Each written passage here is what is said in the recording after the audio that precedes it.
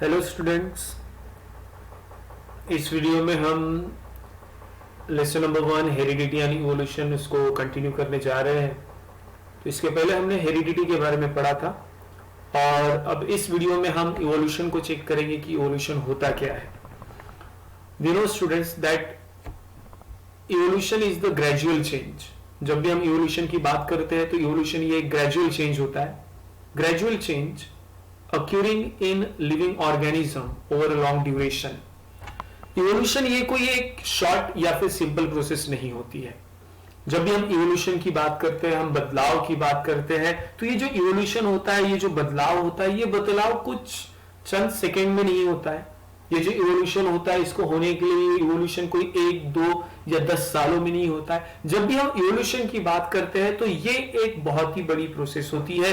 इसको होने के लिए जो समय है वो बहुत ज्यादा लगता है। उसी के साथ साथ हमें ये भी याद रखना पड़ेगा, this is a very slow going process through which development of organism is achieve. आज अगर हम हमारे डेवलपमेंट की बात करें, ह्यूमन बींग्स की डेवलपमेंट की बात करें, तो इस वीडियो में ही आपको ये बैकग्राउंड से समझ में आ रहा होगा कि किस तरीके से हमारा जो डेवलपमेंट है, हमारा जो इवोल्यूशन है वो हुआ। ठीक है, लेकिन आज अगर मैं इस फाइनल स्टेज की बात करूं, हम यहीं पे तो रुके हुए नहीं है। इसके सामने भी हमारा डेवलपमेंट हुआ और ये जो चेंजेस है, ये जो इवोल्यूशन हुआ है, ये इवोल्यूशन कुछ 5, 10, 15, 20 सालों में नहीं हुआ है। ये इवोल्यूशन होने के लिए करीब करीब लाखों साल लगे हैं, तब जाकर इतने सारे चेंजेस, इतने सारे इवोल्यूशन हमको यहां पर देखने के लिए मिले हैं। तो ये इसकी डेफिनेशन होती है इवोल्यूशन की। और इवोल्यूशन ये आपको याद भी रखना है that evolution is the gradual change occurring in living organism over a long duration.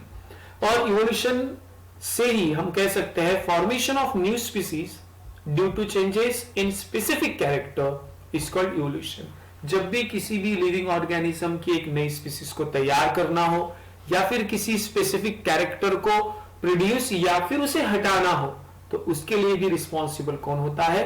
Evolution ही उसके लिए रिस्पॉन्सिबल होता है।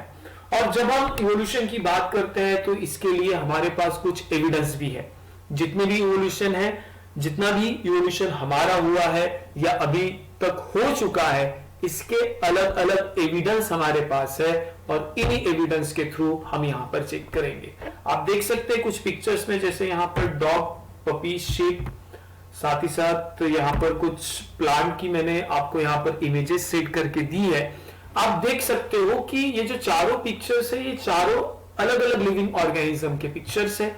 लेकिन फिर भी अगर मैं एनिमल्स की बात करूं तो इन दोनों एनिमल्स में कुछ सिमिलैरिटीज आपको देखने के लिए मिलेंगी। साथ ही साथ अगर दोनों में प्लांट्स की बात करूं तो उसके लीफ शेप, लीफ वेनेशन या लीफ पेटियोइड की अगर मैं बात करूं, ऐसे कुछ कैरेक्टर्स अगर मैं यहां पर चेक करता हूं तो हमें यह समझ में आएगा कि वो एनिमल्स हो या फिर प्लांट्स हो, इनमें कुछ ना कुछ सिमिलैरिटीज आपको डेफिनेटली, जैसे मैं डॉग और शिप की बात करता हूं तो इनके नोस्ट्रिल आप चेक कर सकते हो और साथ ही साथ इनके आईज आप लोग चेक कर सकते हो, इनके ईयर पिन्ना आप लोग देख सकते हो, thickly distributed hairs on body आप लोग देख सकते हो। तो ये सारी सिमिलैरिटी आप लोगों को इनके बॉडी स्ट्रक्चर में आपको देखने के लिए मिलेंगी।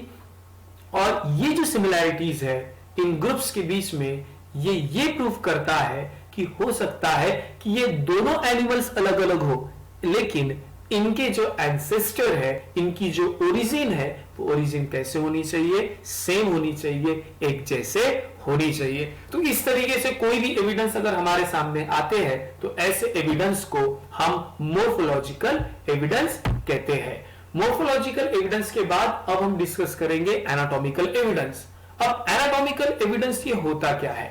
एनाटॉमिकल एविडेंस ये बॉडी स्ट्रक्चर के सिमिलैरिटी और डिफरेंसेस के ऊपर पूरी तरीके से डिपेंड होता है।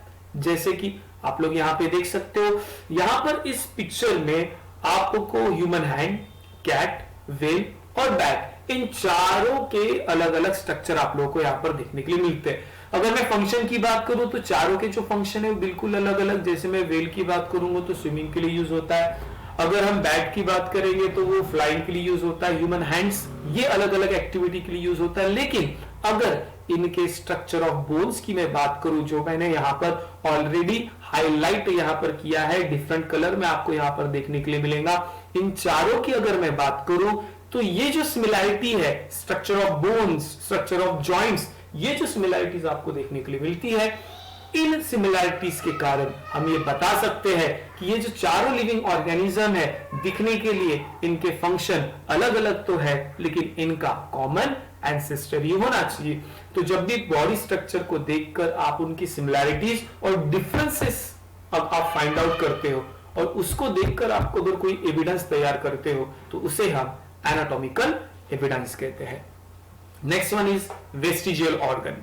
नाम ही सजेस्ट करता है वेस्टिजियल, एकदम बहुत सिंपल है। वेस्टिजियल ऑर्गन्स ऐसे ऑर्गन्स जो पूरी तरीके से डिजेनरेटेड है, ऐसे ऑर्गन्स जो पूरी तरीके से अंडर डेवलप है, या ऐसे ऑर्गन्स जो कि हमारे बॉडी में है लेकिन उनका कोई भी काम नहीं है, ऐसे ऑर्गन्स को हम वेस्टिजियल ऑर्गन्स कहते हैं। जैसे कि अपेंडिक्स, आप इस इमेज में देख सकते हो, ये जो है ये हमारा अपेंडिक्स है, लेकिन इस अपेंडिक्स का कोई भी काम हमारे बॉडी में है नहीं, लेकिन प्रेजेंट तो है ना। तो हमारे बॉडी में ये पूरी तरीके से क्या है, नॉन फंक्शनल। तो आप सिंपली क्या कह सकते हो, any non functional organs are called as vestigial.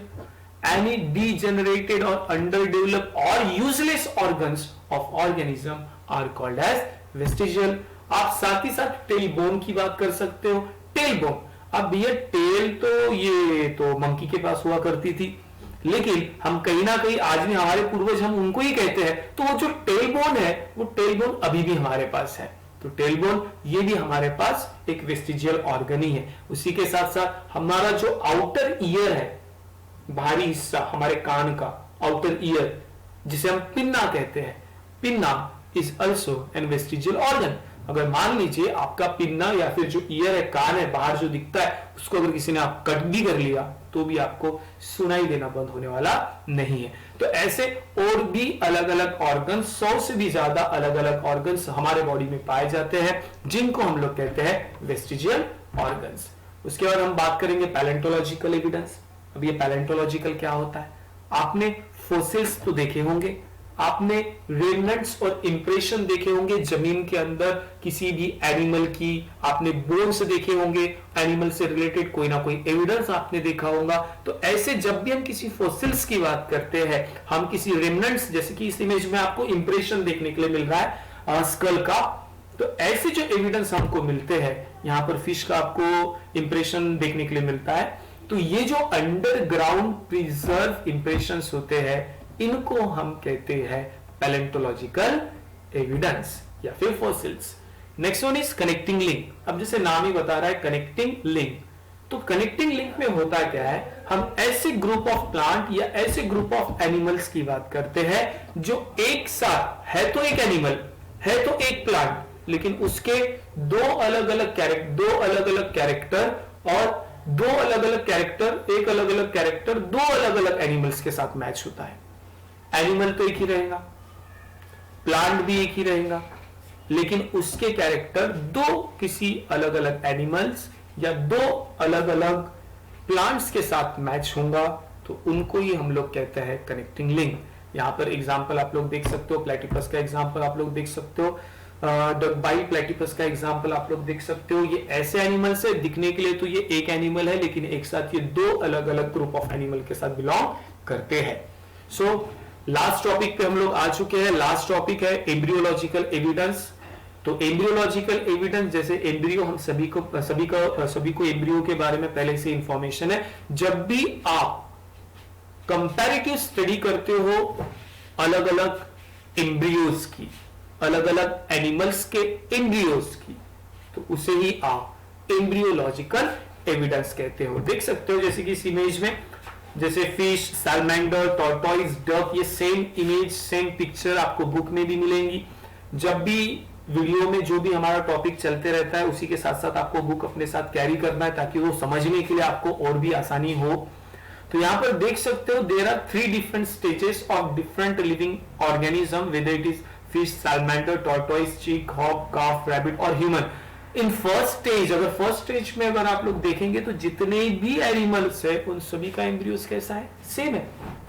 Second stage में वो और बदल रहा है, थर्ड में वो पूरी तरीके से चेंज हो चुका है। लेकिन अगर मैं फर्स्ट स्टेज को कंपेयर करता हूं तो फर्स्ट स्टेज से मुझे ये समझ में आता है कि हर एक एनिमल का, हर एक लिविंग ऑर्गेनिज्म का एम्ब्रियो कैसा है, बिल्कुल सेम है। इट मींस हम सभी के एंसेस्टर, हम सभी की ओरिजिन कैसी होनी चाहिए, सेम होनी चाहिए। तो इसको ही हम लोग कहते हैं एम्ब्रियोलॉजिकल एविडेंस।